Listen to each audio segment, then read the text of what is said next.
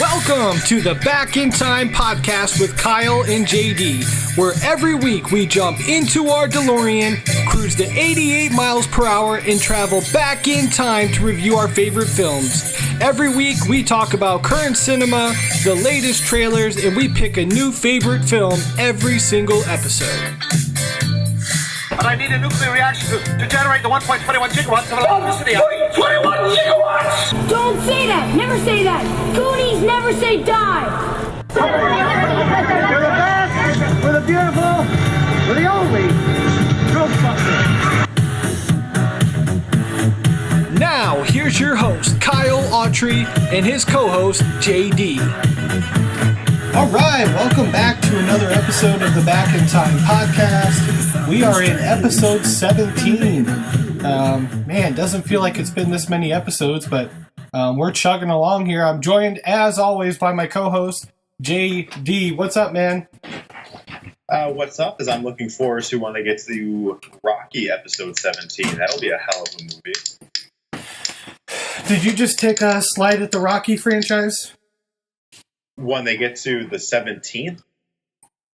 Yeah, then I did. Well, we're on like 9 now, so they're coming. They're coming in hot. Stallone knows how to roll it. He knows how to milk a bone dry, that's for sure. So, but yeah, man, excited to jump into some Kindergarten Cop. As always, a big thank you to our listeners. Everybody, thank you for downloading the episode. If you haven't clicked that little download button on your app, make sure you do that. That does help us grow the podcast. And while you're at it, leave us a 5-star review and write a little comment in there about what you love about the show. And or hate. Yeah. Well, if you hate it, we'd prefer that you just send all your hate to Justin, or at least I would prefer that. And he's a Fluffy Bunny 69 still. Is it? I had to make it 70 because I got in trouble with my last email address. So. Right. Okay. The innuendo a little too much. Reddit has some pretty strict policies when it comes to calling out people. Nice. Yeah, man. Looking forward into what we'll kind of cover in the show here. So if you're new to the show, or if you're a longtime listener, we kind of changed things a little bit. So we used to do a teaser trailer breakdown where we would just discuss the old trailer, but now we're also breaking down all the box office numbers, and we're also doing a little bit of like intro and first memory. So if you like that stuff, go to the previous episode and listen to that, and then come back to this one. So on this episode, we'll definitely cover the intro of the Kindergarten Cop. We're going to jump into some reviews and critic response to the movie, and then we'll jump into our full review of the actual film. So other than that, I mean, JD, anything on your mind or anything you're looking forward to see in cinema? Well, I do know that we do have Star Wars coming up. Yeah, we are 7 days away. Ooh, I just got shivers. Are you a big fan of Star Wars? For some reason, I don't take you as a Star Wars guy.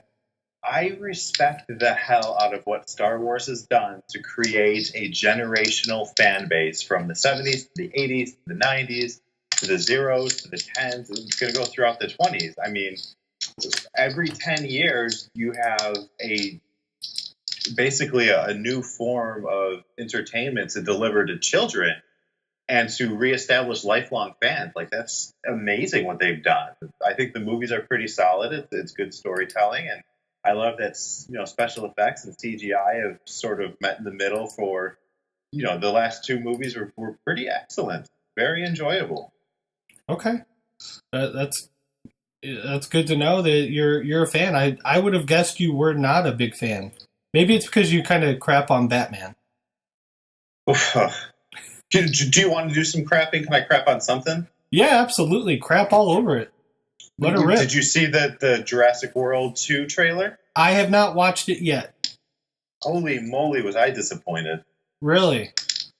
Okay, here's my rant, and I'll you can feel free to shut me down or give me a high five, however you want to do this. Okay. But the problem that the Jurassic Park movies have is Jurassic Park sets up this world where you not only have dinosaurs, but you also have the theme park. Yes. Jurassic Park. It's brilliant. And then in Jurassic Park 2 and Jurassic Park 3, what do you lose? You have all the dinosaurs, but you're losing the theme park aspect of it. Right. Okay, so now we get Jurassic World, which is dinosaurs in a theme park again. And guess what? Jurassic World rocked. Guess what Jurassic World 2 is not? They took it out of the park again. They're taking the element that I think that they are underestimating as being such a huge critical element, and they're essentially it's going to be a King Kong movie. It's going to be them in the jungle running around and escaping with fireworks. So I'm worried. Hey, real quick, not to cut you off, your microphone or whatever is like doing like a crackly pop. Oh, I'm sorry. It's going on the zipper of my jacket. Oh, yep, that's probably it. Sorry about that. No, you're good. I just wanted to jump in there just so I could tell you. Yeah, man, I have not watched the trailer yet, so that I'm not looking forward to that. Because I agree with you 100%, and I know we're going to talk about that when we review Jurassic Park 2 and 3. Maybe someday down the road, if we do this for long enough, maybe Jurassic World, who knows. But that's definitely the biggest issue is they leave the park. That's very underestimated. So I'm sure I'm going to see it next weekend because I'm definitely going to see Star Wars. So they're going to be playing the crap out of the trailer. That's a good point. So I guess I'll just see it then. I talked about this on the last episode. I'm going to give it one more plug just because I saw it last night. It was amazing. I can't stress enough how much I think everybody needs to go see The Disaster Artist. It's amazing. I loved it. I laughed. It's got a really good story behind it. And it's basically, what a lot of guys dream about doing, this guy was actually able to go do.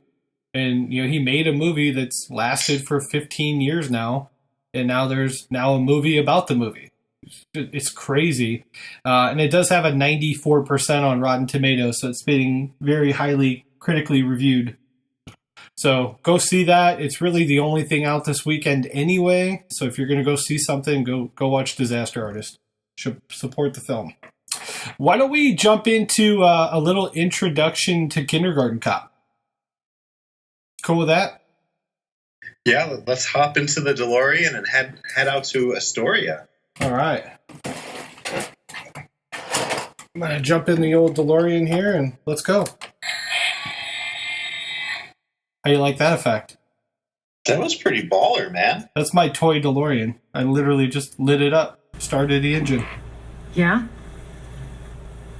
Boys have a penis, girls have vagina.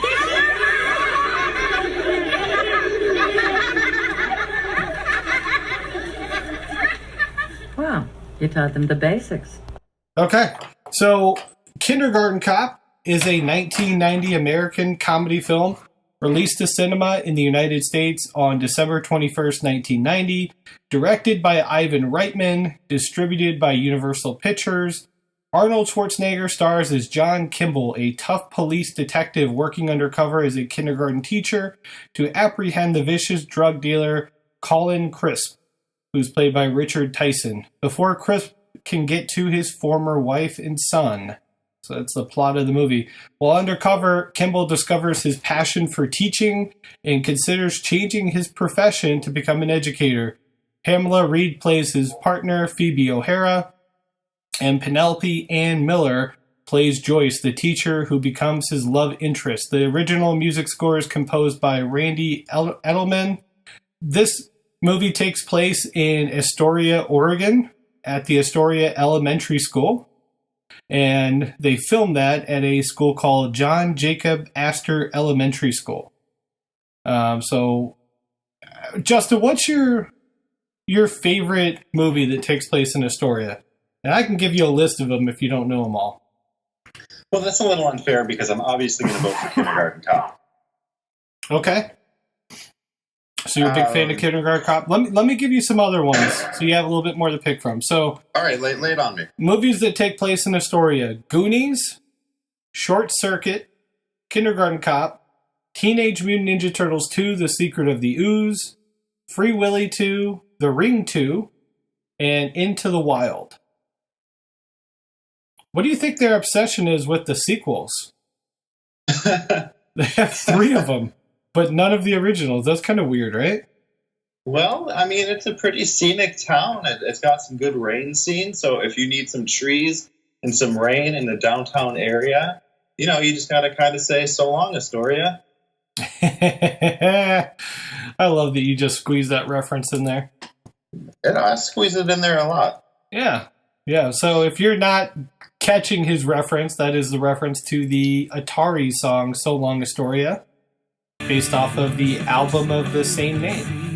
One of my favorite songs on the record. And that was actually a reference to the Goonies as well, right? Oh, sure, yeah.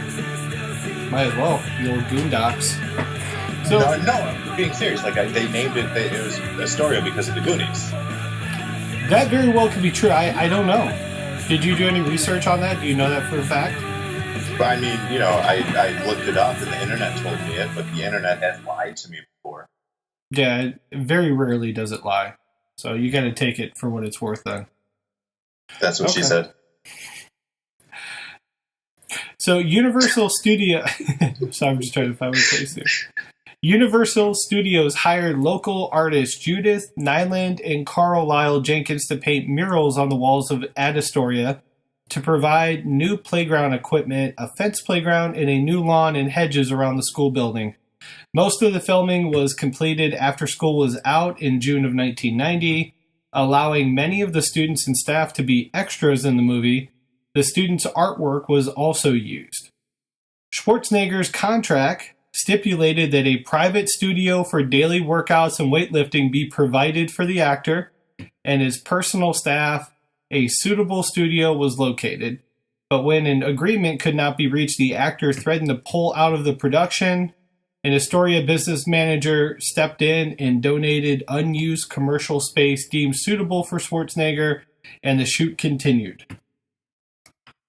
How about that? Arnold Schwarzenegger playing the old, you don't give me what I want, I'm out of here. Well, I wonder how often that's happened in movies that he's been in, where he's got to play the Arnold card, where he's got to be a cardinal. I would say anything after the probably Total Recall, he probably calls his shots. You think he still does? I feel like he's probably relaxed a little bit. I know for sure that he always has a team around him, like his personal staff. I think he has his own personal stunt double that's always with him. So I'm sure that's always part of the deal. But yeah, it does seem like he's relaxed a little bit, but he's also not doing, $300, $400, $500 million movies anymore. It's a good point. Beggars can't be choosers at this point. Arnold's can't be Schwarzeneggers. So when we talked in the first episode about the box office, this movie did really well. Again, overall, they topped the $200 million worldwide mark. I believe the actual number is $202 million.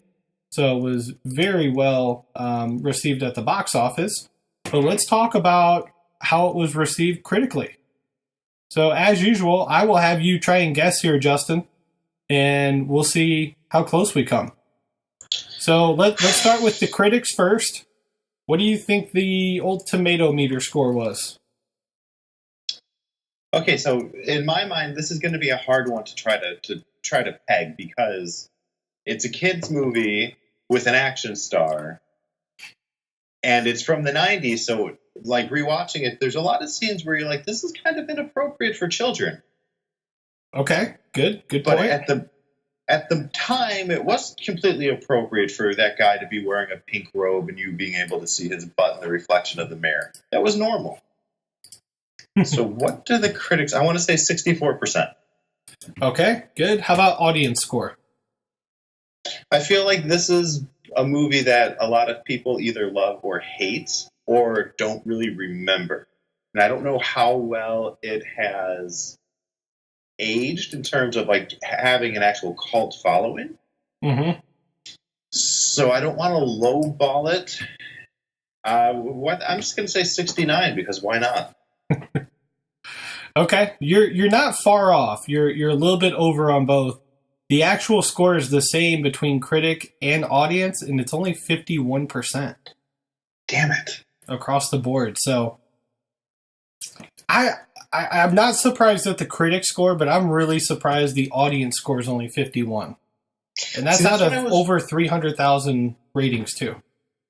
That's what I was worried about, is I don't know how people necessarily remember it. If they remember it as fondly as, a certain niche of people. You said that you hadn't seen this movie since the 90s, right? Yeah, early 90s. But me, on the other hand, I've probably seen it like 10 times in my life, which, considering you've only seen it in the early 90s, that creates a discrepancy between scores. So I don't know. It's weird. To me, I find that weird. Yeah. Yeah, and I don't really have a good excuse on why I haven't watched it in 25 years. I've always liked it. I guess it was never a movie that I wanted to watch over and over and over again. I think part of it might have to do with its length, because it's a pretty sizable movie. Yeah, that's a fair point.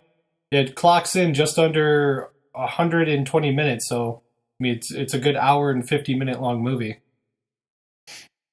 So, yeah, that's pretty lengthy. Now, since we don't get to do this a lot, because we haven't done a lot of just huge big star movie actors, if you had I'm going to give you a couple movies that you can pick, but what do you think the top 2 or 3 Arnold Schwarzenegger reviewed movies would be, based off of Rotten Tomatoes critic meter? Oh, boy. Of all time, huh? Yeah, if it's even in the top 10, I'll give it to you. All right, I'm going to go with Total Recall. Okay. Do I have to wait? Bing! You got that one? 82%. I want to say, obviously a Terminator movie. I want to say Terminator 2. Yeah, so Terminator 1 was reviewed 100% rating on Rotten Tomatoes. Terminator 2 did 93%. Total Recall, 82%. And then one of my favorites, Predator, 79%. See, I was going to go for the long shot and say Jingle All the Way would be up there, but... No. Jingle All the Way is actually at the bottom of the list. It only carries actually, I'm not going to tell you the percentage, because then you'll get it right when I tell you later on. I just ruined this whole segment for Schwarzenegger movies. It's okay. I'll forget. But yeah, it's. I guess it's not really surprising, but yeah, there's some good ones in there. Here's one that surprised me. Have you ever watched the movie Dave? With Chris or Kevin Kline? Yeah, I believe it's got Kevin Kline and Sigourney Weaver. Yeah, I always get Chris and Kevin Kline confused. It's an Ivan Reitman movie, too. Another one with Arnold in it. That one's rated 95%. I don't think I've ever watched it. I know I caught it on HBO when I was 12, and that's all I can say about it. Yeah. Might have to watch this. Looks pretty interesting. It's a comedy romance. Rom-com. Yeah, there you go. I think Schwarzenegger just has a small role, too, because he's not even listed in the top 6 or 7 on the casting list. So this must have been a quick little cameo. All right, cool. That'll wrap up that section there. Now, we'll take a quick break here, and then we'll come back on the other side and jump into some Kindergarten Cop. I want to thank you for clicking the download button on today's episode. And please make sure you go to iTunes, subscribe to our page, leave us a 5-star review, and if you can, write a little comment below on what you love about the show. And that does help us grow the podcast and continue to gain new listeners through marketing. Also, you can check us out. We're on Twitter and Instagram, Back in Time Pod, on our website, backintimepod.wordpress.com. We also have Facebook, so we're trying to grow the Facebook. That's going to be a point of emphasis the next couple months. So go on the Facebook, type in Back in Time Podcast, give us a follow. I'm going to try and add some stuff specifically just for Facebook moving forward. Maybe we'll do a live video. We'll, post some extra stuff on there that we didn't put into the podcast. Something to incentivize you guys to give us a follow on there. so we can start to grow this thing. Now, let's listen to a clip from Kindergarten Cop, one of my favorite moments of the film here, and then we'll get into the full review. No. What's the matter? I have a headache. It might be a tumor. It's not a tumor. It's not a tumor at all. What I meant was, you tell me, who is your daddy and what does he do? And we're back. Yeah, Justin, how'd it shake, bud? Low and lazy. Low and lazy. Yeah, it happens to the best of us, bud. So let's jump into some Kindergarten Cop. And this movie's going to pick up in a mall. And we see one of the lead actors in this movie, Crisp. And he's walking throughout the mall. And he just kind of stops and talks to a couple different people.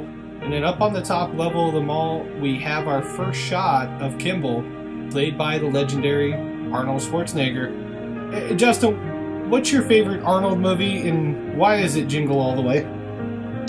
Well, to me, it's Jingle All the Way because, wait a second, I see what you did there. No,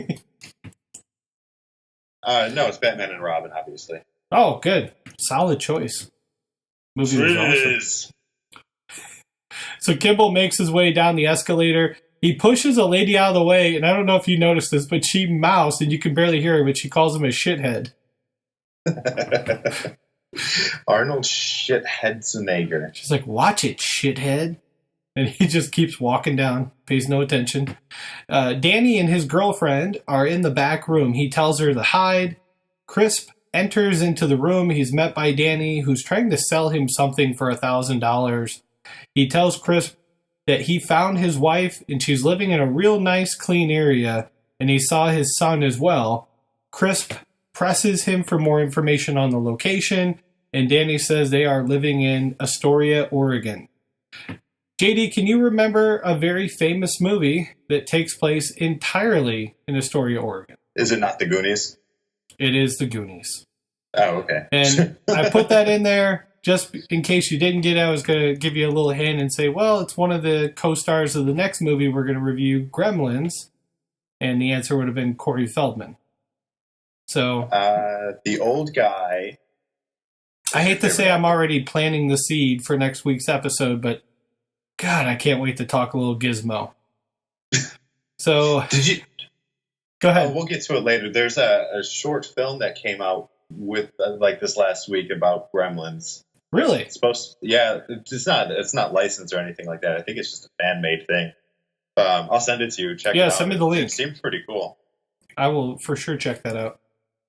So Crisp wants to know who else knows about his wife and son.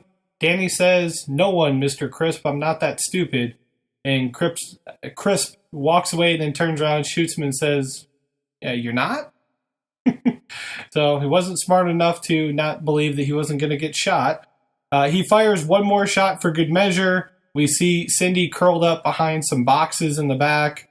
He leaves, and on his way out, he stuffs his pistol in a trash chute and buries it. Cindy's screaming, Danny, no! Kimball hears the screams and comes running. Cindy tells Kimball she didn't do anything, and he tells her that he's a cop. It's going to be okay. But on his way, before he leaves, he handcuffs Cindy to the now dead Danny. Man, how terrifying would that be if somebody you loved just got killed and then you got handcuffed to him? Yeah, it was kind of a baller move by Schwarzenegger to do that. I mean, Detective John Kimball does not pull punches. When he wants you to stay and not move, he's going to cuff you to a dead body. Mm-hmm. And Crisp enters a salon next and tells his mother that he found them. He tells his mother that she needs to trust him and he has everything under control. Kimball enters and the employees start screaming, partially because he's carrying a gun just out in the air. He puts Crisp under arrest. Some mall cops enter and tell Kimball to freeze, and for whatever reason they don't believe he's a cop until he shows the badge and they make a phone call to confirm it. Seems like some wasted time on the mall cops' part, but what do you think of this scene here? I think that the scene, it runs a little long, considering the fact that, they do cuff him, so it's not like there's an escape or a chase scene. So it's like you said, it's like they're just sort of wasting time. We do get to hear a classic Arnold line, "I'm a cop, you idiot," which is always fun. But it's just sort of like from like a writing perspective, it's kind of like, all right, we have a lot of fat that you can cut out of this scene and just get to the next part. Yeah. I mean, everything that Arnold says in this movie is quotable anyway, so it's not like, he could have said, "I'm a cop, you idiot," at any time, at any point. I'm pretty sure he does. Yeah. For some reason, and I blame a lot of this on Kevin James, anytime I see a mall cop now, I cannot take them seriously. One of the best not taking a mall cop seriously stories, if we could deviate, is Justin Bronson, upon actually seeing a mall cop on a Segway, fell to the ground laughing. In full-on belly laugh, he's holding his belly and he's pointing at this cop and he's laughing at him. And the cop was just kind of like, okay. I get it. But seriously, you guys have a candy bar? My blood sugar's getting low. At the police station, Cindy's being interrogated. She's really upset about getting handcuffed to the dead body. Phoebe is doing the interrogation. She says there will be no lineups and no testimony. Cindy says that. And she's refusing to help the investigation, so they let her go. Kimball and Phoebe argue a little bit about how she handled the situation. And Phoebe has a pretty cool line here where she says, "Well, what are you going to do? Handcuff her to the back of the car and take her for a ride?"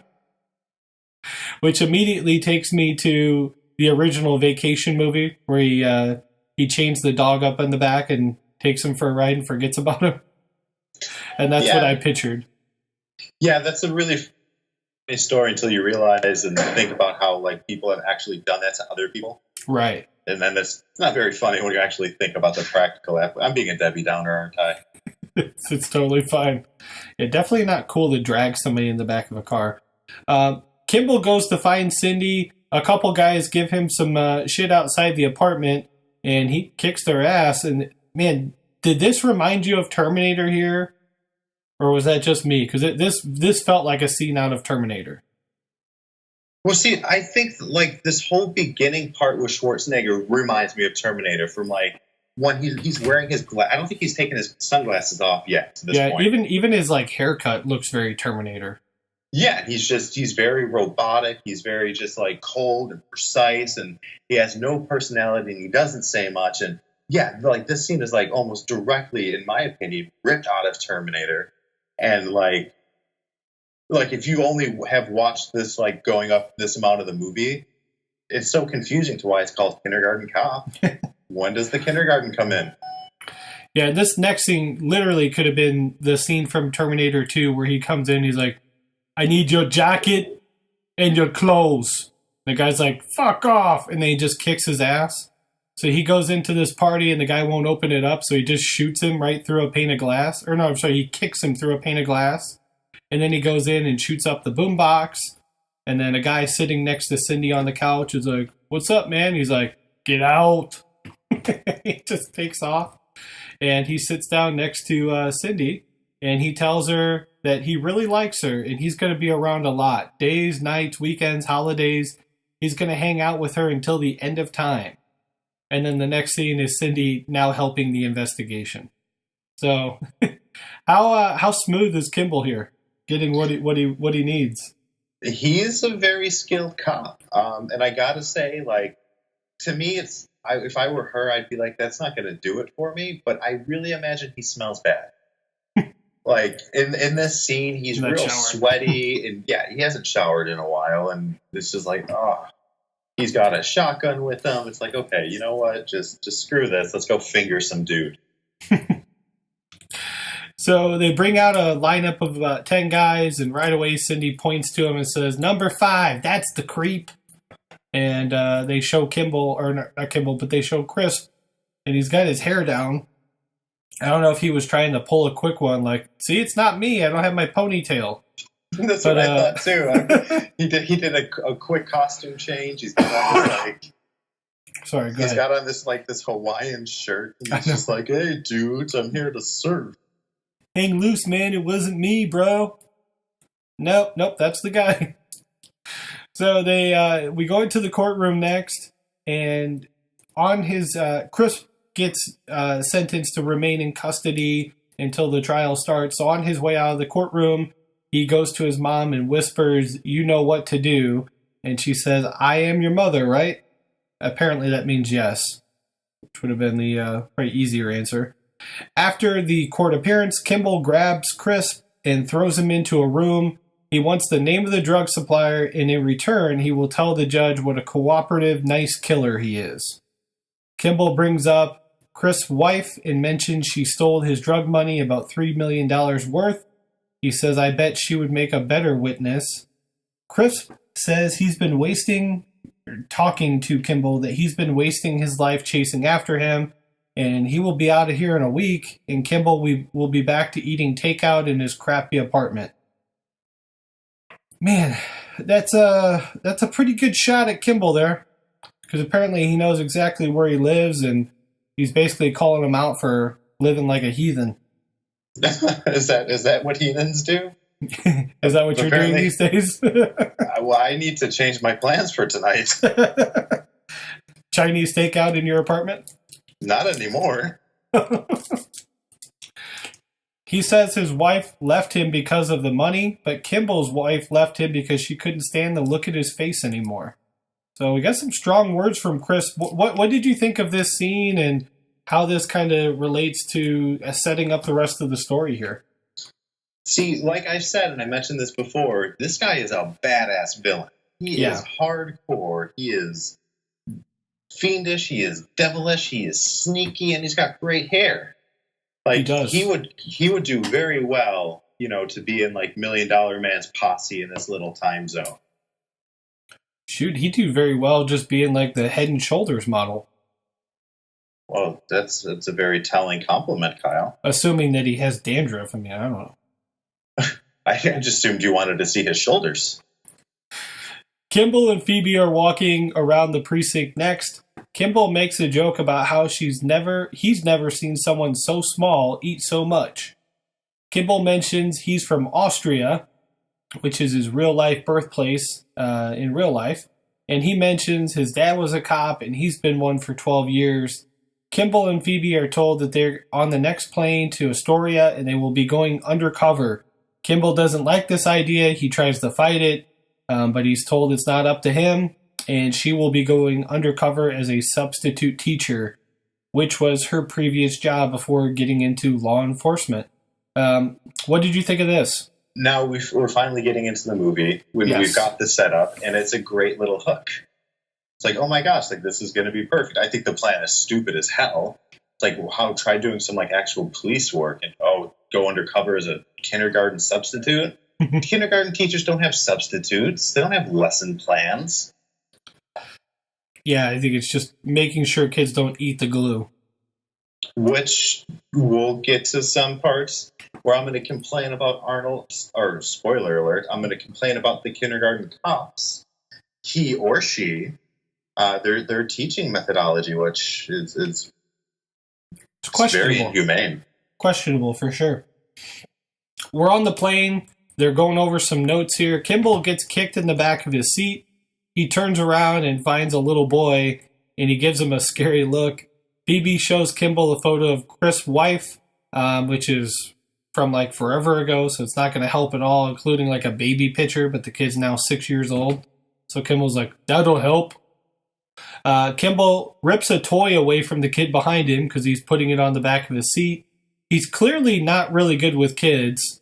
They start to fight and they start hitting the back of his seat again. So this time he turns around and tells the kid, if he doesn't stop screaming back there, this is what he's going to do to him. And he snaps a pencil in half.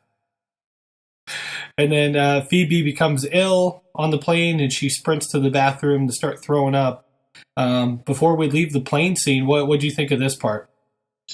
I agree with you. I never picked up on the foreshadowing with Arnold and the kids there to really establish like how bad he is with kids and how awful it would be to put him in a classroom full of them. But like now, like watching it this time around, I was kind of like, oh, I see. Happen. I see what you did here. I like some of this. So yeah, very, very good job on the foreshadowing.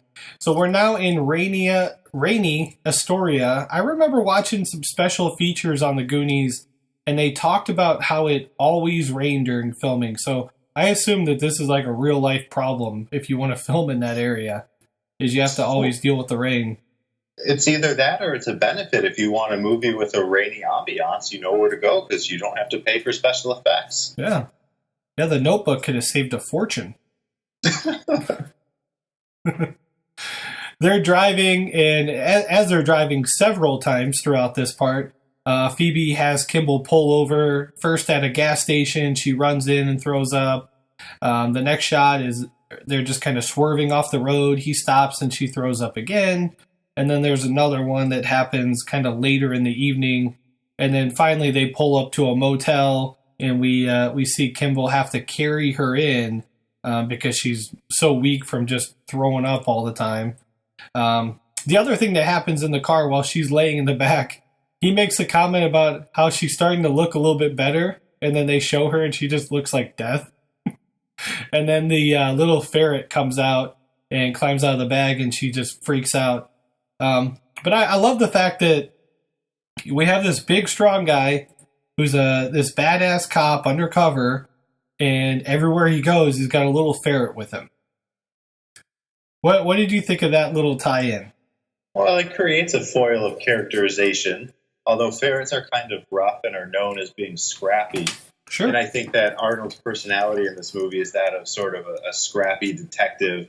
You know, not a lot of people like ferrets, and, you know, Arnold's ex-wife doesn't like them, his kid doesn't like them, his partner doesn't like them, and now he's going to get into a classroom full of people. I mean, he's kind of is the ferret of the movie.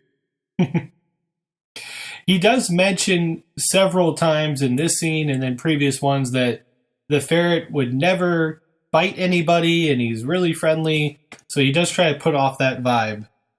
Don't worry, he won't bite you. Well, that was more Dracula than Arnold. I'm gonna suck your blood. How's that not Arnold? What are you talking about? Spot on. Anyway, at the motel the next morning, Phoebe rolls over. There's no way she's going to be able to go teach. And out of the bathroom walks Kimball, and he is now clean shaven. His hair's done. He's got no more beard. And he's dressed up here in like a sports coat and shirt tucked in. And she looks at him and just says, wow. So he's going in the sub for her. She tells him to lose the gun. And then she mentions they're going to eat him alive. And Kimball says he's been working undercover for 6 years. How hard could it be? Well, on second thought, maybe you should take the gun, she says. So she's not confident that these 6-year-olds aren't going to tear him apart. Yep, so she encourages him to take a firearm into a school. Wildly inappropriate in 2017, isn't it? Yeah, it's like, come on, 1990, get with the times. Kimball sits outside the principal office. A teacher is talking to some of the kids as they wait. She looks over and smiles at Kimball. I got a feeling he's maybe looking the beak here. The principal enters. Her name is Mrs. Slowski, played by Linda Hunt. If you're a fan of the show NCIS Los Angeles with the great Chris O'Donnell from Batman and Robin, you may recognize her. She's had a part on that for the better part of the last decade. Kimball introduces himself as the new substitute teacher, and then Mrs. Slowski pulls him into her office and threatens to pull the plug on this undercover business with the first sign of trouble. And she tries to get him to give more information, but he refuses to give up anything and just says, I can't do it. So what did you think of the introduction to him being a sub and bringing in the principal here? First of all, Mrs. Slowski's great. She's great. She is great. Might be 4'9", you think? Good Lord, did she look tiny. And it's so funny to see her next to Arnold because he's just such a, with the jacket on, you can't really tell how big he is. Right. It's almost like the Chris Farley effect. Like somewhere under there is an athlete. But my goodness, though, it's funny to see them next to one another and then to see that he's already going to hit a wall. Like he's got a lot of red tape that he needs to go through. And, as an adult, you think of more of the logistics. At least I was like, well, what kind of paperwork do they need to file to get jurisdiction in the school? outside of the city in which they work. It's like, no, like none of this adds up. Something's not right here. So Maslowski, she's right to have that quick little thumb. Yeah. That's not a phrase. No one's ever said quick little thumb. I coined it. I just said it for the first time. That's awesome. I just looked it up just for my own records here. She is 4'9". I was actually correct. That's crazy. I thought maybe 5 foot. I was maybe a little under, but yeah, she's a tiny little lady. So they enter the classroom next. She's going to introduce Mr. Kimball to the class. The kids are literally bouncing off the walls here. And he walks in, and you would think by their reaction he's about 7'5". Because they just look directly up at the ceiling like, holy smokes, this guy is huge. So Kimball says he wants to get to know the kids a little bit better. He says he would like all the kids born in Astoria to raise their hands. Pretty much all the kids raise their hands, and then he wants to know if you were born in California, raise your hands. And all the kids raise their hands again. And then one little boy stands up and says, boys have penises and girls have vaginas. And Kimball just says, thanks for the tip. Ooh, that was a good Arnold. That was a good one. That was better, right? Yeah, that was a good one. What do you think of the little penis and vagina kid here? I love this line. He's the kid from Full House, isn't he? I believe so. Yeah, he's one of those little bastards. Nice. Okay, so a little girl in the suspenders comes up to Kimball and says she needs to go to the bathroom. But Kimball isn't able to help get her little strap thing off, so he goes to get help from a teacher across the hall. It's the same teacher from earlier that smiled at him in the principal office. And she says, kindergarten is like the ocean. You don't want to take your eyes off of it. He smiles, and then when he turns around, his classroom is just going completely nuts. So he enters the room. The kids are going crazy. They're making a mess. She takes the little girl to go help her in the bathroom. And the principal walks in and watches through the window and says, 2 more days of this, I won't have to worry about anything. He'll quit. So finally, Kimball just screams, shut up! Shut up! And the kids do what little kids do when you scream at them. They just start crying. So he runs out of the room and runs out of the building and screams again and then runs to his car. What did you think of this scene here? Yeah, I definitely thought he had lost his marbles and that he was leaving and would not be coming back. But I think like that would be my reaction in a classroom full of children. To just be like, yell at them and then be like, all right, you guys, you little asses are on your own. So it really shows like how, one, teaching is a tough profession. Teaching children is an even harder profession, like little children. Hats off to all of our fans that are teachers, and especially like 5 to 8-year-olds, those little bastards. Yeah, God bless them. And it shows like a good juxtaposition between the careers that he's that he's doing as a cop, where he thinks it's not going to be a problem. It's funny that it is a big effing problem.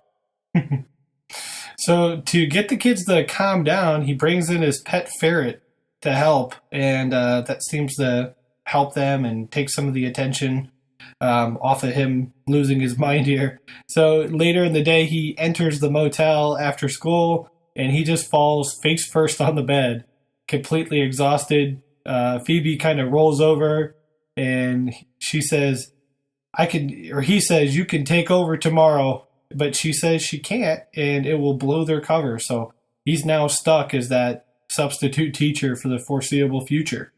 Okay, let's just time out for a second, because no, that would not blow their cover.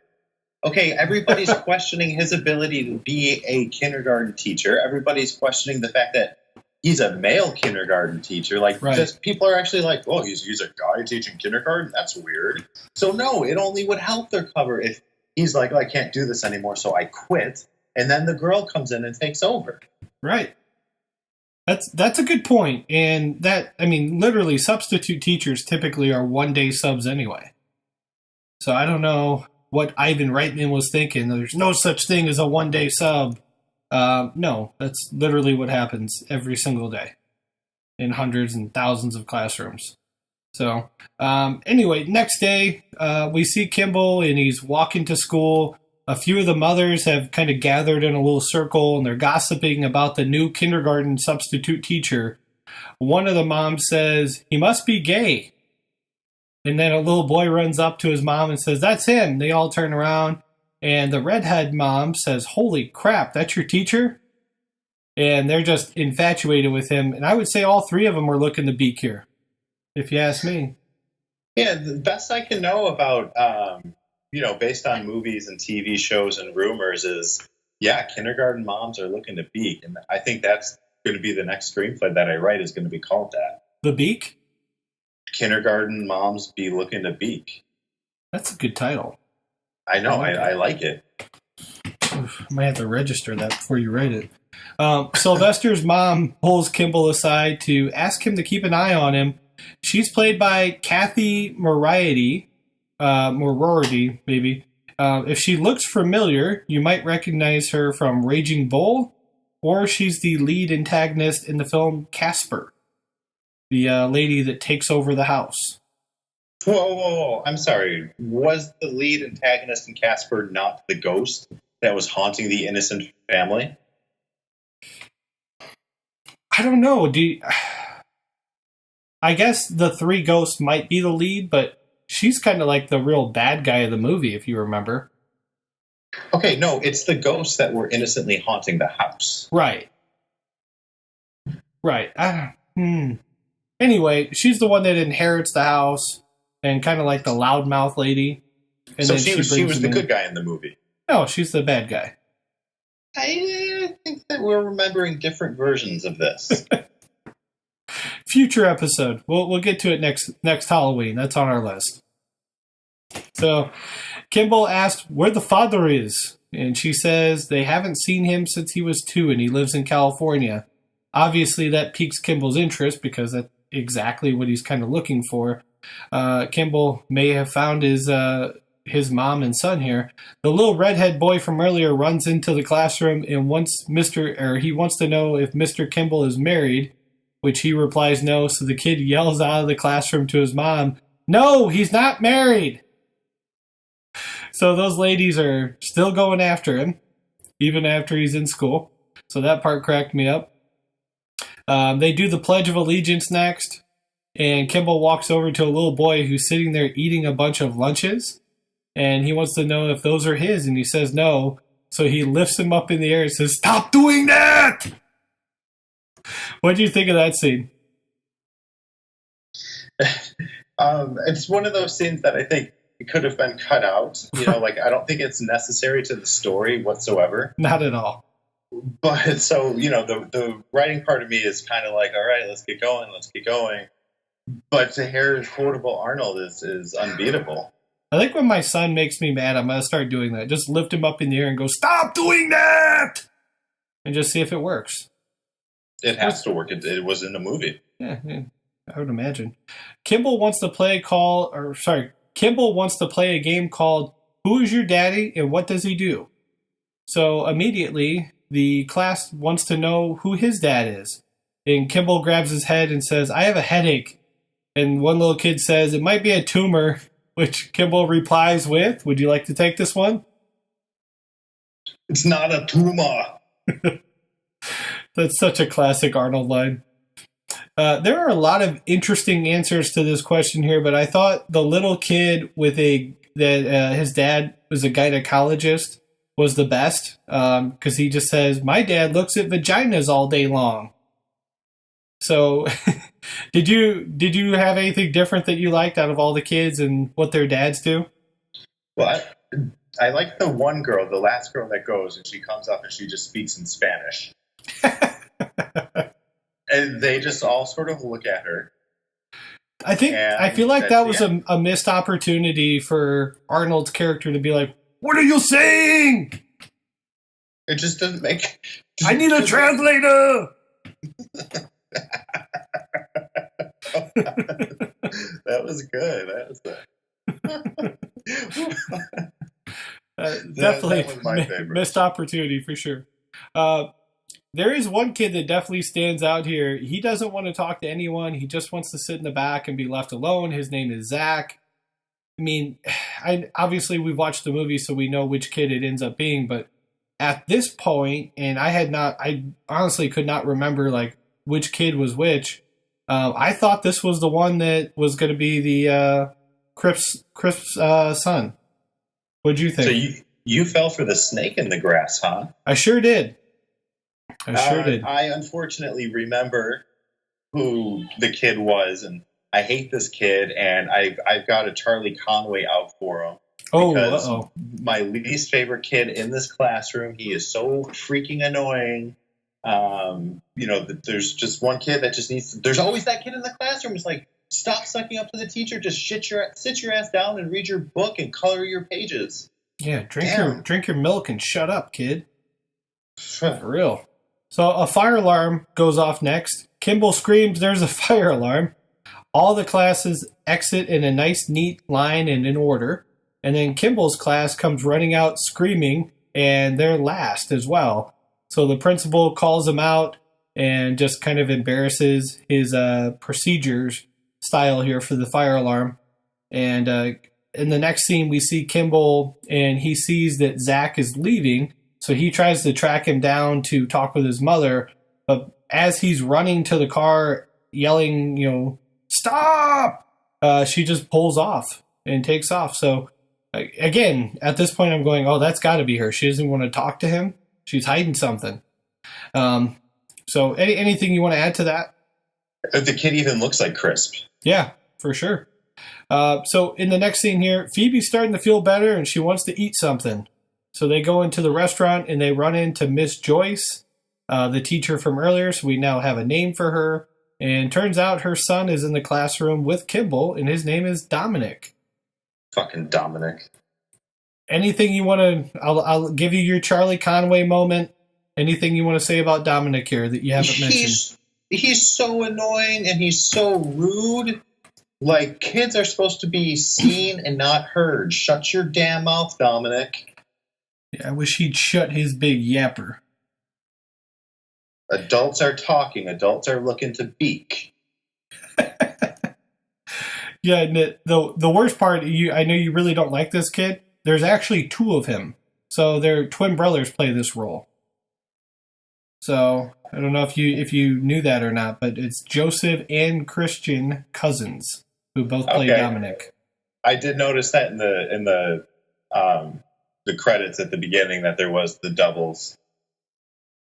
Yeah, it looks like only Joseph is the one that has the an actual IMDb page, but he hasn't done anything since 1994 when he was in a movie called Twin Sitters. So, Joseph, if you're out there, Justin absolutely hates you. I hated his performance in this movie. No, you hate him. Don't sugarcoat it. You think he's terrible. I'm a fluffy bunny 70. So anyway, they're in the restaurant here, and Miss Joyce obviously is introducing herself, and then Kimball's going to introduce Phoebe real quickly here, and she thinks on her feet quickly and says that she's his sister, not his wife, as they had planned.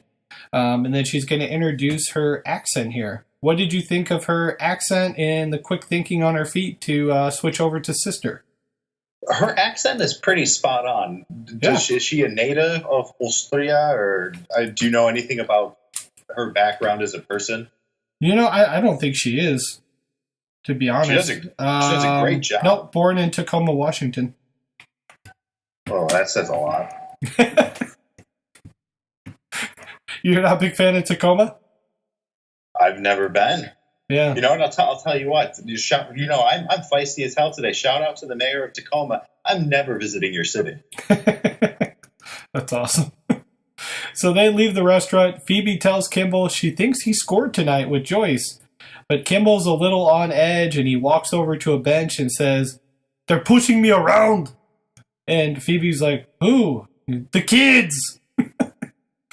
I think it's hilarious that this big, strong guy is like, he couldn't even enjoy dinner because he just feels like he's getting bullied at school. So she recommends that he start being a little bit more stern with him. So the next day, Kimball started a new program in class called Police School. And he starts turning into a badass here. And he tells the kids he's in charge. And there'll be no more crying, no more bathroom breaks.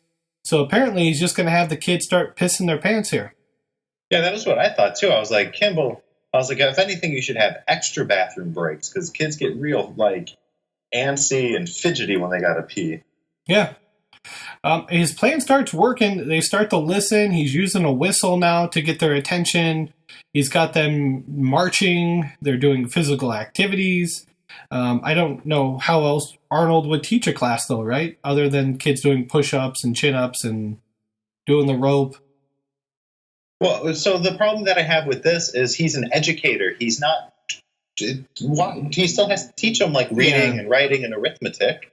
You don't get to just talk about it. Yeah, the one thing that I laughed a little bit about when the kid was climbing the rope, I went back to Wayne's World in my mind, and I was like, the scene with Garth, and he's like, remember when we climbed the rope in school? It made me feel funny. So, I don't know. I couldn't climb a rope to save my life, though. We talked about that in Wayne's World. Neither one of us are rope climbers here. So the principal just watches on. She's like in amazement that he's doing this. Kimball pulls out a book and says he used to read this book to his son. He says his name is Alex, and the kids want to ask a bunch of questions. Dominic comes up to the front. I know that's going to piss you off. And he gets some FaceTime with Kimball and wants to know why he doesn't want to see his son. And Kimball just kind of brushes him off, tells him to sit down and drink his milk. And he starts reading, and within seconds, the entire classroom is sleeping. I got a problem with this. I'm a parent. My son's 5 years old. You aren't reading a book for 2 seconds and getting him to fall asleep. It's not happening. So I'd have to read a book for like 3 hours for my son to fall asleep. So I don't know. This just was a little bit far-fetched. But anyway, as he's back at his desk, he looks out the window and we see Crisp, and he's out in the rain, and he pulls up a gun and he gets ready to fire, and then all of a sudden Kimball shakes too, and Miss Joyce enters the room, and she's going to invite him over for dinner at her place tomorrow night, and she hands him the directions on a little folded note. I gotta say, it looks like Joyce is now looking the beak. Oh, because she had those directions pre-written out too. Oh yeah, probably a little heart on there. Who knows what it said? Heart on. Okay, I thought you said she had a heart on. I was like, Kyle, boys have penises and girls have vaginas. Well, that's what the little kid said, but I mean, she got a banana in her pocket, or is she just happy to see him? Well, that's okay. I can't argue with that logic. Yeah, she also wipes off his milk mustache.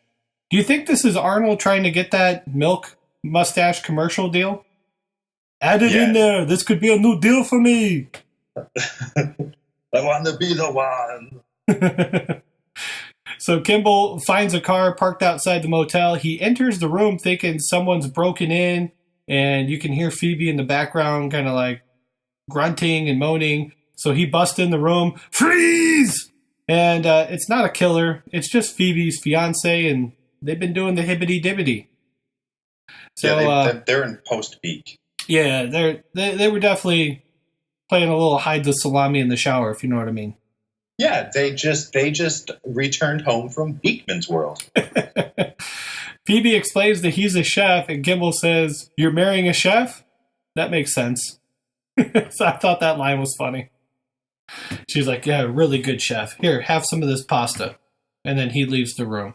Zach's mother pulls up to pick him up from school. She's kind of upset that Kimball is trying to talk with her, but she reluctantly talks with him.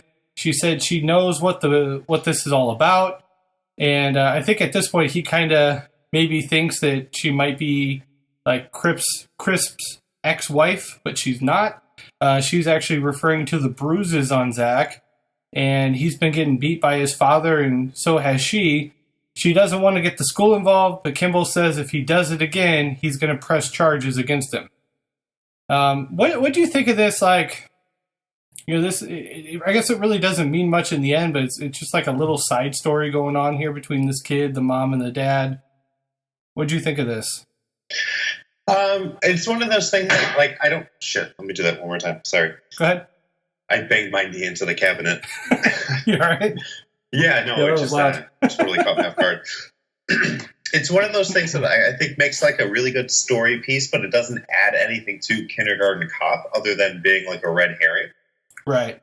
Because you're, like you said earlier, like you thought Zach was the kid.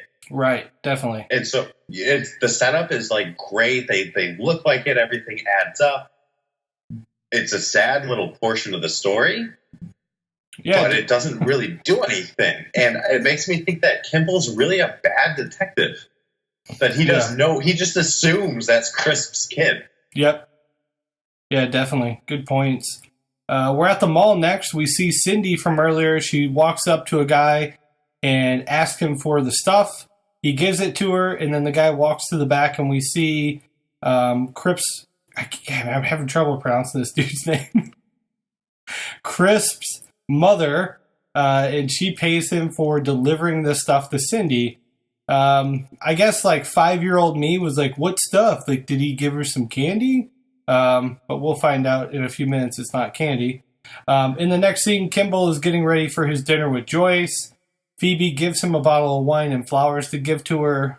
Kimball pulls up to the house. They're living in this huge house. And Kimball mentions that right away. Because again, if we remember from earlier, they believe that she's also, whoever's married to this guy has taken his money. So anyway, she explains that she's watching it for a friend and she just has to keep up with it in exchange for allowing her and the boy to stay there. She wants to know if Kimball can start a fire. So he goes outside with Dominic to get some firewood and he takes him to his little fort area in the woods. He says he's planted lasers to protect them from the bad people. And at this point, I think the light bulb kind of goes off, and I think we know we've got our family here. So living in a big house and hiding out from bad people. Any thoughts on that? Yeah, I always wish that I had a fort like Dominic had. Like, for all the age that I have, like, that's a badass fort, right? Yeah, it's pretty cool. And how did he make that gun out of aluminum? The laser that he had? No, like, props to D. Yeah, did you... That was going to be my next question, too. Like, did you have a fort growing up? Were you into that stuff? Neighbors across the street did. Yeah. The Liggetts, Aaron and Brian Liggett, shout out. Haven't talked to you guys in about 20 years. Nice. They had a nice little tree fort going on that we definitely played Kindergarten Cop in. Yeah, I actually grew up, like, the back of our house, there's just a big, giant, like, wooded area. And we had like several tree forts in there. And nothing as cool as this where we have like old like car seats and sitting on the ground and places you can climb up. But we had like dug out like a 7-foot hole and put like plywood over the top of it, and like it was pretty decent. It was nice. So you had a house and woods and Michael Jordan sneakers and several tree forts. I hate you so badly. The life you always wanted, huh? Is it the sneakers or the tree fort? Well, it used to be the sneakers, but now it's the tree fort as well, you son of a bitch. Dominic and Kimball enter the house. He starts to snoop around a little bit and starts to do his detective work here. He goes through the dresser and pulls out a pair of panties and holds them up to his nose. What did he need to detect in her underwear drawer? Well, when you're looking to beak, you got to get the sense. It was so off-putting. Like, I had no idea. Like, 5-year-old me thought nothing of it, but like 32-year-old me is like, you sick bastard. You son of a bitch. Yep. At dinner, Dominic has been put to bed. It was the quickest dinner in the history of movies. Joyce wants to know about his son, and Kimball says he's lucky he has an ex-wife that's remarried to a really nice guy who's really nice to his son. Kimball wants to know about her ex, but she's very discreet with her answer, very short. Kimball says Dominic mentioned that he had to leave all his toys behind, and they've had to move a bunch. She says she didn't know who she was marrying when she did, and she was kind of hoping that he had forgotten about all that, but he hasn't. And they left him, they left him, not the other way around. So Kimball promises her not to tell anybody because she's trying to basically hide her identity. So I think we're kind of getting a lot of our questions answered here. The next day, they are practicing for a school play. Phoebe enters. Kimball goes over to talk to her, and she says Joyce's story checks out. So she doesn't have much in her bank account. She's living very modestly. The house is definitely in somebody else's name, and she's not paying rent on it. So all the stuff she's telling him is pretty much the truth. Although he's not telling her the truth about him at all. Joyce and Kimball run into each other in the hallway. The kids watch from the other side, and they kiss and do like the ooh. And that's pretty much it there. Do you think they beaked that night? Because we never really see much. It just goes right to the next day. Well, I'm going back through all of my Arnold movies and thinking about all the times in movies that he does beak. Yes. It's not all that often, is it? No. Nope. Even in True Lies, he gets ready to beak, but then she hits him in the head with a phone. I was going to say True Lies as well. Yeah. Yeah, I can't think of any either. I don't know if he beaks in Conan the Barbarian. He might beak in Hercules in New York. I feel like we need to start like making T-shirts for the show, and just the one shirt should just say "He's looking the beak." Well, that should be our tagline motto anyway. He's looking to beak. Back in Time podcast. We're all looking the beak. Sold. I'm wearing the shirt already. That's awesome. So Zach's mom brings him to class late. Kimball puts his hand on his shoulder to talk with him, and he winces in pain. He pulls back his shirt a little bit and sees bruise marks on his back. Kimball races outside to confront his mother, who gives him the old, well, he fell down speech. Kimball's not buying it. He looks across the street, and old dad is standing outside the car waiting for her. He goes over, tells him, if you hit him, I hit you. The man tries to punch him. Kimball blocks it, punches him in the gut. And the guy kind of keels over, and he's getting ready to punch him again when he kind of looks back and sees that all the students and the principal are watching him. And just looking at the principal's face, I'm kind of thinking, uh-oh, he's out of there. Any thoughts on that? It does seem like Kimball's in trouble here. You can't do that on school property. No. Definitely a big no-no. You can't fight, you can't beat, you can't do drugs, you can't play baseball. Normal. So he's in the principal office next. He definitely thinks he's in trouble. You can tell by the look on his face. She's found out he has no previous teaching experience, and he's kind of like, well, I didn't really have experience. She just keeps cutting him off. And she actually compliments him and calls him a great teacher, and then wants to know what it felt like to hit that son of a bitch. And he smiles and says it felt great. She opens the door and says, I'll see you tomorrow morning, bright and early. Closes the door, and probably my favorite scene of the movie, she punches the air. It's just cracking me up. It's like Eric LaSalle in the beginning intro of ER. Right. Back at the police precinct, the captain says they found the wipe, and now the guy's going to be released, and she wants protection. They need the money from her. So back at the school, they have the carnival going on. Kimball and Joyce run in a race. I want to say sack race, but I think they just like tied their feet together. I don't even know what that game's called. Foot tie? Three-legged race?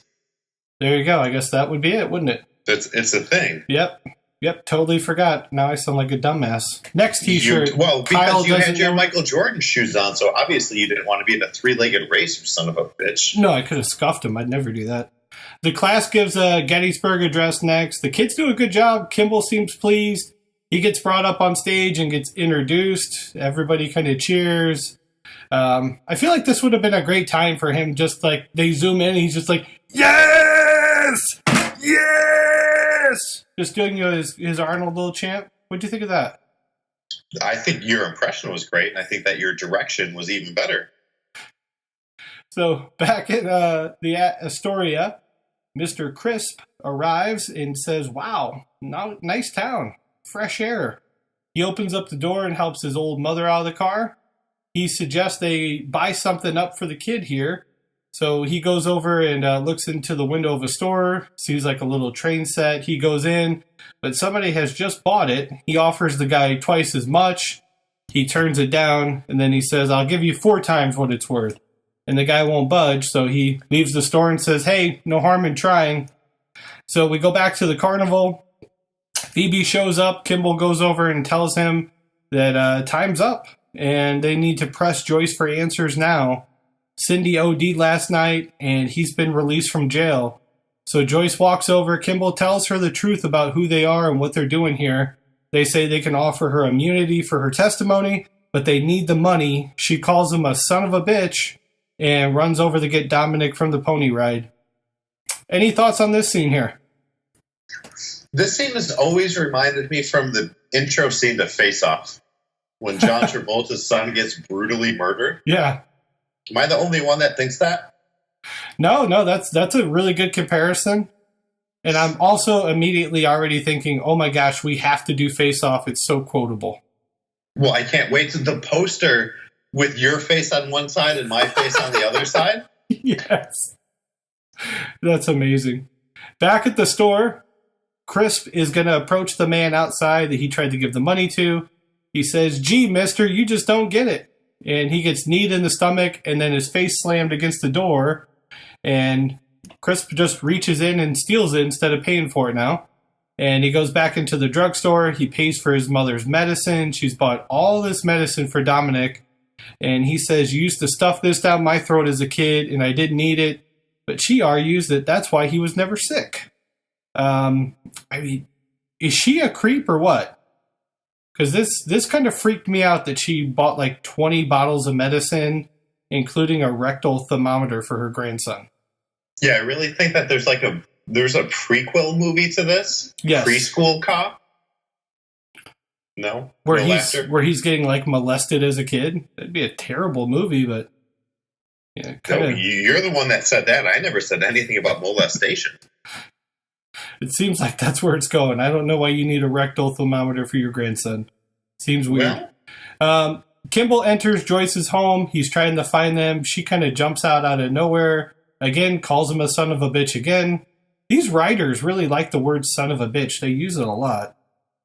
Dominic is gone, and she just wants to find him now, so he says he's going to help her. They go to find Dominic. Joyce said he mentioned something about getting his lasers, and Kimball knows exactly what he's talking about and where he is. So we go to this big tower. We see Dominic climbing up the ladder. He's attaching his foil lasers as he kind of falls off the ladder and gets hung up by his shirt or backpack, not sure which one. Kimball shows up just in time, goes up and rescues him. Dominic says he was trying to put the lasers up on the antenna. They get back to the ground and they're safe. Luckily for Dominic, that could have been a bad 100-foot fall to his death.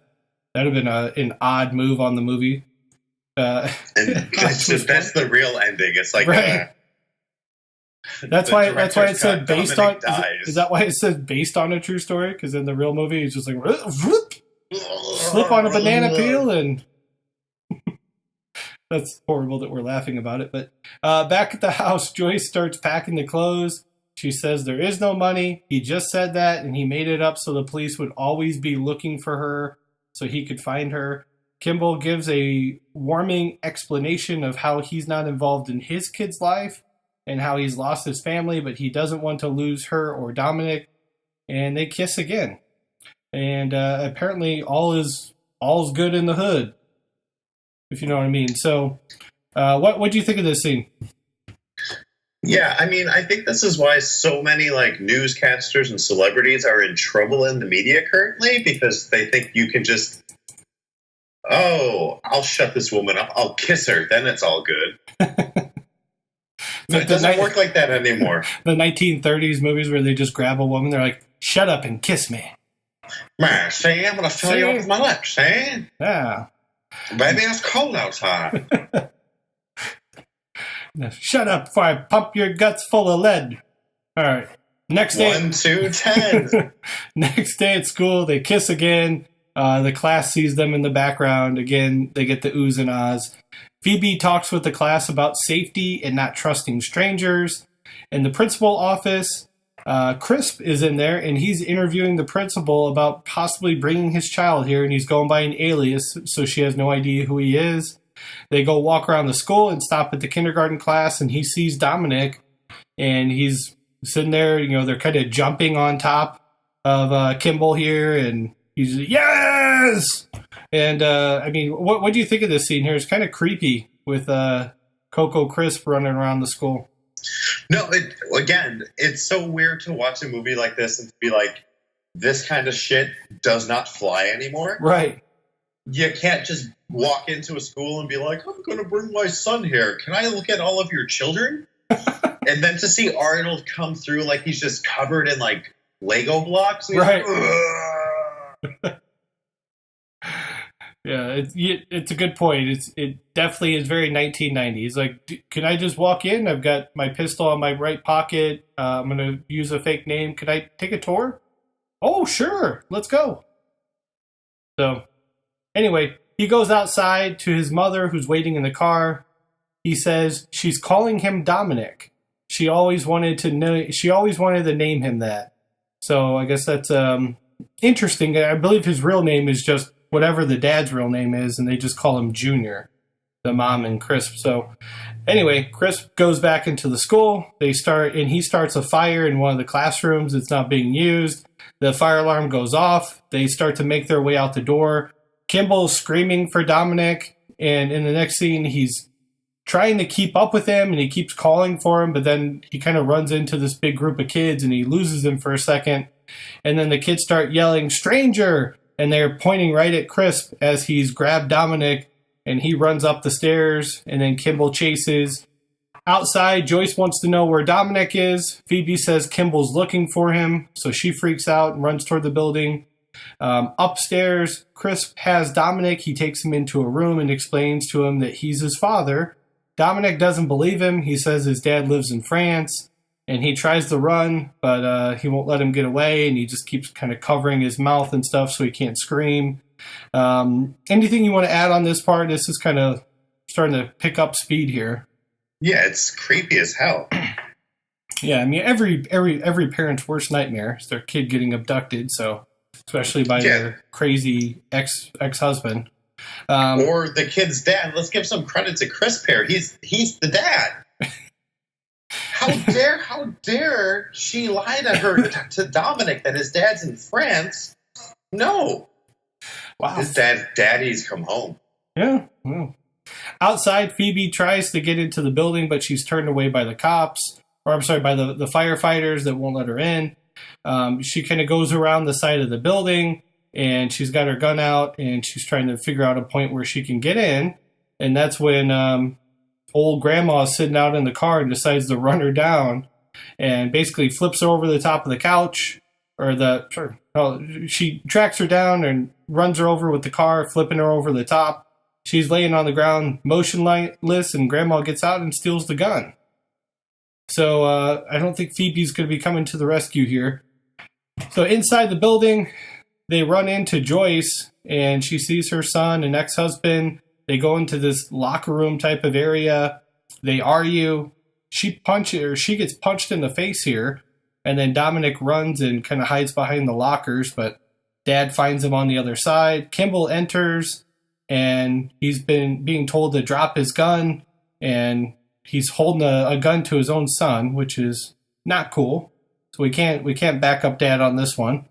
And he's about to shoot Kimball when the ferret jumps out of Dominic's coat and bites Crisp right in the neck. And he shoots, instead of shooting him in the chest, he fires down at his leg.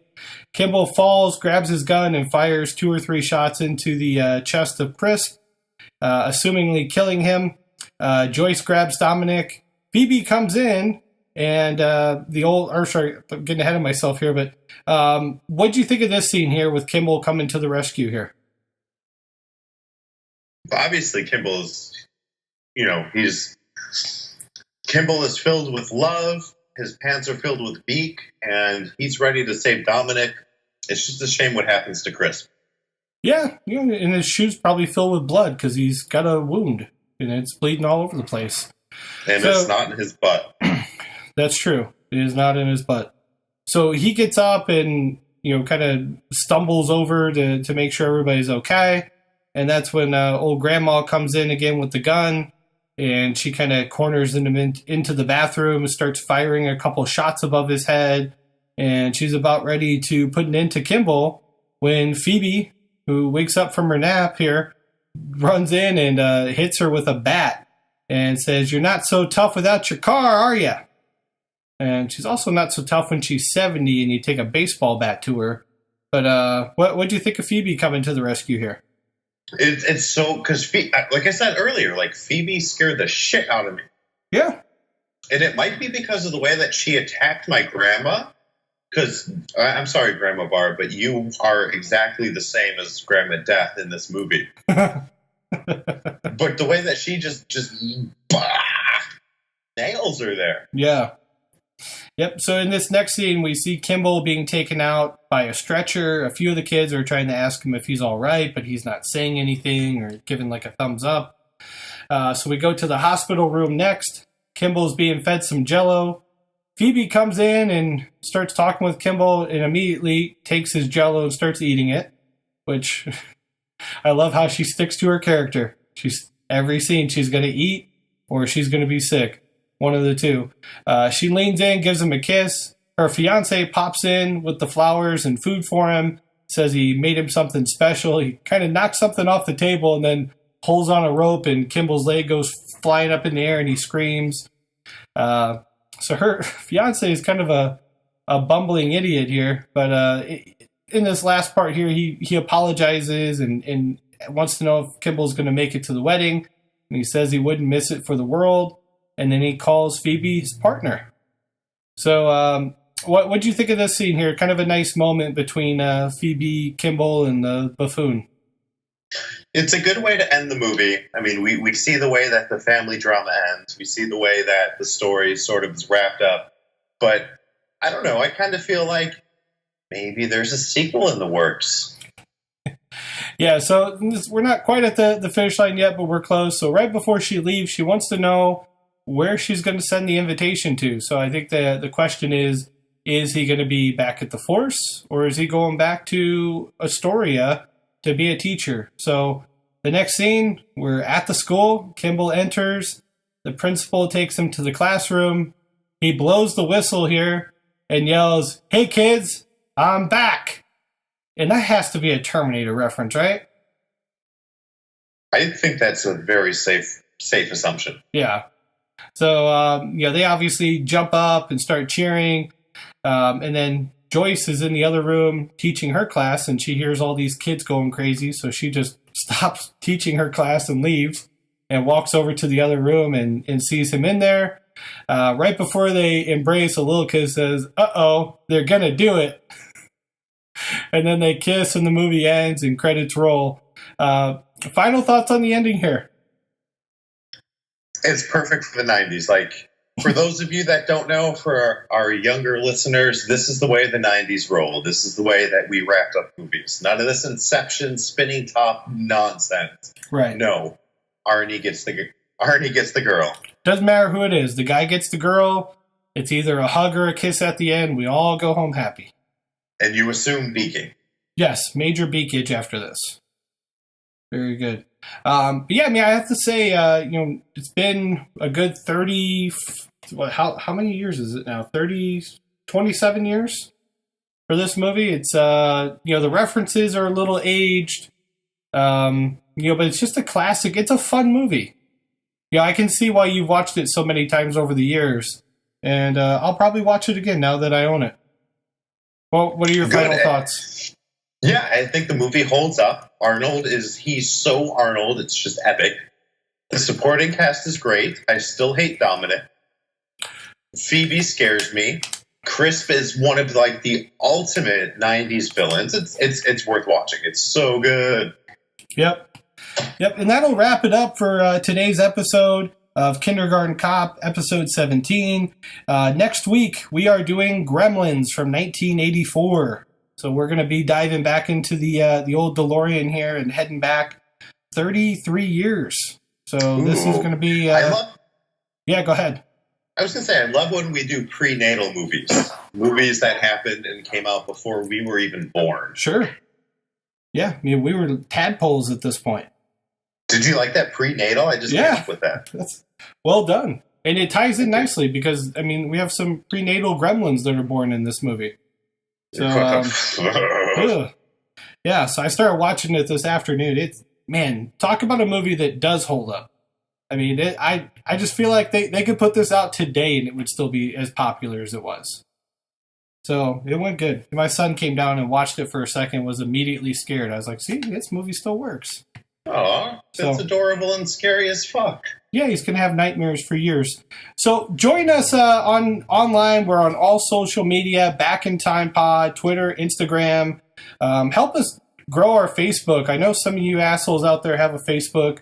You can find us by just typing in Back in Time Podcast, join the group. All the episodes are now up on YouTube, so we have all 16 episodes, and this one will be posted as well right when it's done.